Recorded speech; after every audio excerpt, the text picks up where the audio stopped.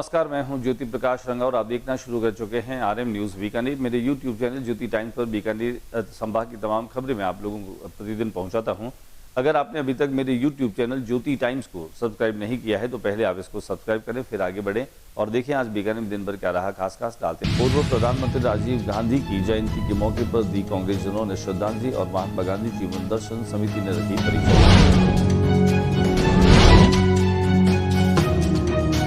Dumper ने bike सवार को 100 मीटर तक घसीटा, मौके पर हुई मौत, हाईवे पर लगा जाम।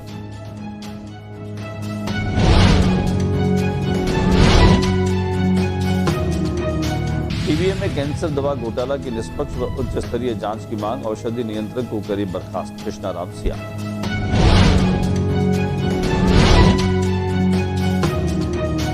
बीकानेर से बड़ी खबर, एनडीपीएस के 32 मामलों में नामजद 3 पिता पुत्रों पर पुलिस का एक्शन, संपत्ति सीज।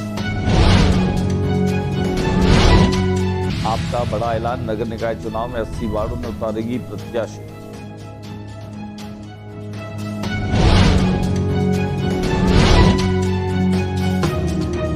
नामांकन फॉर्म मिलने शुरू, बीकानेर नगर निगम के सभी 80 वार्डों के संभावित प्रत्याशियों के लिए भाजपा संभाग कार्यालय में आवेदन उपलब्ध।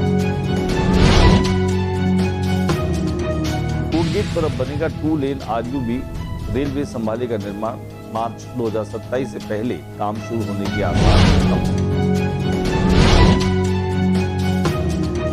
पीबीएम अस्पताल के नाक कान आंख संबंधित अस्पताल में ओपीडी का भूमि पूजन।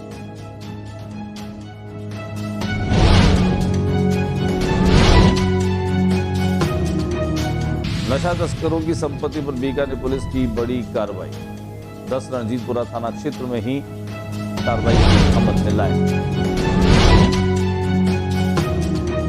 जिला निर्वाचन अधिकारी निशांत जैन ने पत्रकार वार्ता को किया संबोधित और नगरीय निकाय आम चुनाव आदर्श आचार संहिता की पालना की करी अपील।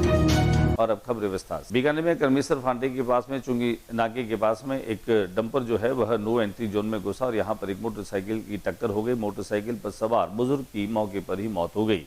हादसा बड़ा ही दर्दनाक था। देखते ही देखते डंपर जो है वो उसे तकरीबन 10 मीटर तक घसीटता रहा। जैसे ही हादसा हुआ, आसपास के लोग यहाँ पर बचाने के लिए आए, लेकिन तब तक घायल व्यक्ति जो है वो मौके पर ही दम तोड़ चुका था। उसे अस्पताल ले जाया गया, जहाँ पर उसे मोर्ची में रखवाया गया। कुल मिलाकर के जो पुलिस है उन्होंने कार्रवाई की। हालांकि भगवान सिंह मेड़तिया जो है उनके नेतृत्व में कई लोग पहुंच चुके थे। ये जो बुजुर्ग है इसकी जो पहचान है वो इंदिरा कॉलोनी में निवासी है ये आदमी। और कुल मिलाकर के हादसा बड़ा दर्दनाक रहा। आइए हम आपको दिखाते हैं इसकी कुछ तस्वीरें कि किस तरह से नो एंट्री जोन में डंपर के घुस जाने की वजह से ये हादसा हुआ। यहाँ पर तैनात जो पुलिसकर्मी है उन पर भी जो है वो अनुशासनात्मक कार्रवाई की गई है। पूर्व प्रधानमंत्री स्वर्गीय राजीव गांधी की जयंती के मौके पर आज बीकानेर शहर में उनकी प्रतिमा पर माल्यार्पण करते हुए श्रद्धा सुमन अर्पित किए गए, उन्हें श्रद्धांजलि दी गई। बीकानेर में कांग्रेसजनों ने राजीव गांधी को याद किया, उनके सूचना प्रौद्योगिकी के क्षेत्र में किए गए कार्यों की उन्होंने सराहना की। वहीं दूसरी ओर रानी बाजार में महात्मा गांधी जीवन दर्शन समिति के माध्यम से भी राजीव गांधी का श्रद्धा में स्मरण किया गया और महात्मा गांधी के जीवन दर्शन पर विचार विमर्श किया गया। कोऑर्डिनेटर संजय आचार्य ने जानकारी देते बताया कि रानी बाजार के गंगोत्री कॉम्प्लेक्स में महात्मा गांधी जीवन दर्शन से जुड़े हुए लोगों की उपस्थिति में आज न केवल महात्मा गांधी के आज के परिप्रेक्ष्य में वर्तमान दशा और दिशा पर विचार किया गया, वहीं स्वर्गीय राजीव गांधी की जयंती पर उन्हें श्रद्धांजलि दी गई। राजीव जी का ये बलिदान याद करेगा हिंदुस्तान, राजीव जी का ये बलिदान याद करेगा हिंदुस्तान, राजीव जी का ये बलिदान। बीकानेर संभाग का सबसे बड़ा अस्पताल पीबीएम कुछ न कुछ सुर्खियों में रहता है। इस बार ये सुर्खियों में है। कैंसर की जो महंगी दवा है उसकी घोटाले के साथ में इसका नाम आ रहा है। इसकी जांच उच्च स्तरीय हो और औषधि नियंत्रक को जो है वो बर्खास्त करने की मांग को लेकर कांग्रेस के देहात अध्यक्ष बिश्नाराम सियाग ने इस आवाज को उठाया। जिला कांग्रेस कमेटी के देहात अध्यक्ष बिश्नाराम सियाग के नेतृत्व में कांग्रेस नेताओं ने प्रतिनिधिमंडल ने संभागीय आयुक्त बीकानेर को ज्ञापन सौंपकर पीबीएम अस्पताल में कैंसर उपचार में उपयोग में होने वाली महंगी दवाओं की दिल्ली में बिक्री के मामले में अस्पताल प्रशासन की कार्यप्रणाली और दवा प्रबंधन व्यवस्था पर गंभीर सवाल करते हुए निष्पक्ष एवं उच्च स्तरीय जांच की मांग की है। पूरे प्रकरण में जिम्मेदार अधिकारियों एवं कर्मचारियों की भूमिका की जांच के साथ साथ जांच पूरी होने तक संबंधित अधिकारियों को उनके वर्तमान पद से हटाने की मांग की है, ताकि जांच किसी भी स्तर पर प्रभावित न हो। ज्ञापन में कहा गया है कि पिछले काफी समय से पीबीएम अस्पताल में भ्रष्टाचार, अनियमितताओं को लेकर विभिन्न समाचार पत्रों, अन्य माध्यमों में कैंसर उपचार में उपयोग होने वाली महंगी दवाओं के दिल्ली में बेचे जाने से जुड़ा मामला गंभीर बताया गया।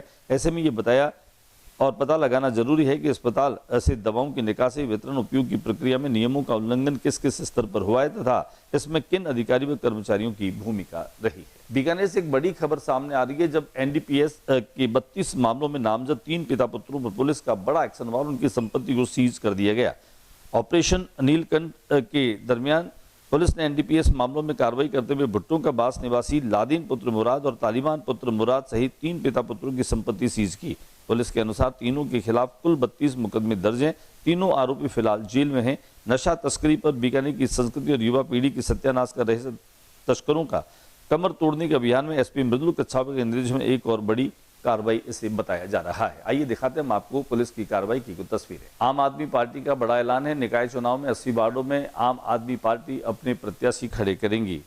आम आदमी पार्टी ने बीकानेर नगर निकाय चुनाव को लेकर बड़ा ऐलान कर दिया है। पार्टी के सभी 80 वार्डों में मजबूत प्रत्याशी मैदान में उतारने की घोषणा की। पार्टी का कहना है कि प्रत्याशी जनता के बीच से चुने जाएंगे और हर वार्ड में स्थानीय समस्याओं को प्रमुखता से उठाया जाएगा। 5 साल निकल जाते हैं, लोग 5 साल तक उन नेताओं की शक्ल ढूंढते रह जाते हैं, ना कोई काम होता है पूरे एरिया में। और जनता कोटगेट में अब आरयूबी 2 लेन आरयूबी जो है वो बनेगा। रेलवे संभालेगा इसका निर्माण कार्य। मार्च 2027 से पहले काम शुरू होने की उम्मीद जो है वो जताई जा रही है। इसकी उम्मीद अब कम नजर आ रही है। शहर के हृदय स्थल कोटगेट और सागला फाटक पर बनने वाले अंडरपास के डिजाइन में बड़ा बदलाव सामने आया है। लंबे समय से कोटगेट पर सिंगल लेन आरयूबी का कांग्रेस नेताओं और स्थानीय व्यापारियों द्वारा तीव्र विरोध किया जा रहा था। इस जन विरोध का सीधा असर प्रोजेक्ट के नए स्वरूप में देखने को मिला, जब कोटगेट पर डबल लेन 2 लेन आरयूबी का निर्माण होगा।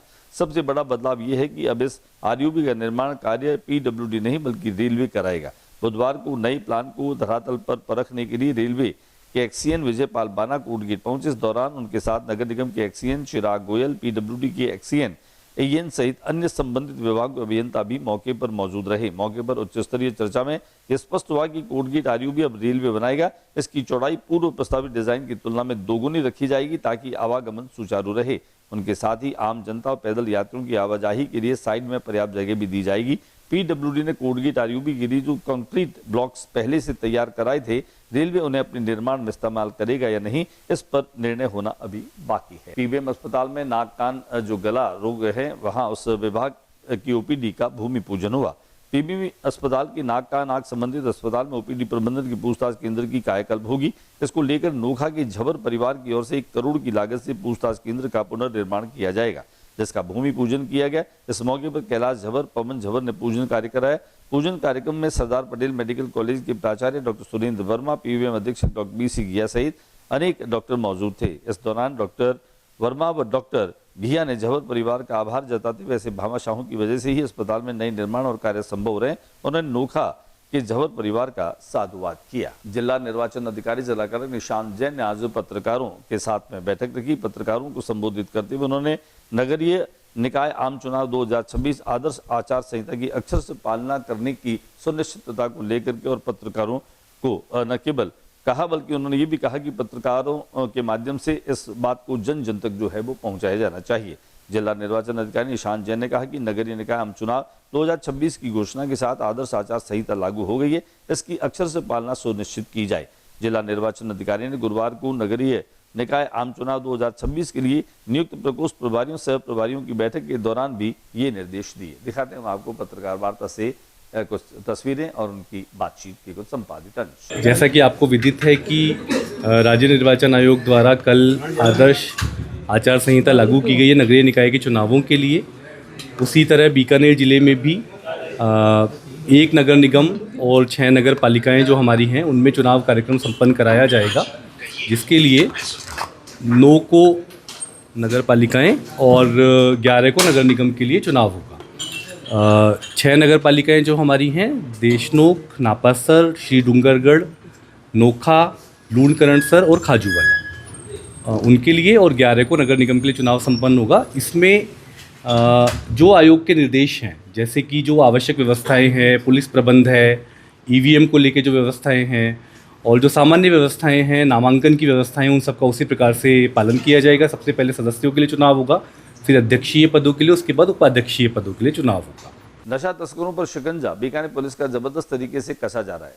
जिला पुलिस अधीक्षक मृदुल कच्छावा जीरो टॉलरेंस के साथ में नशा तस्करों के खिलाफ सख्त से सख्त कार्रवाई करते हुए दिखाई दे रहे हैं। बीकानेर पुलिस की बड़ी कार्रवाई आज जब रणजीतपुरा थाना क्षेत्र में प्रेम सुख विष्णु सोनी पुत्र जयसुराम और जय सुखराम की करीब 37 लाख रुपए की संपत्ति फ्रीज की गई।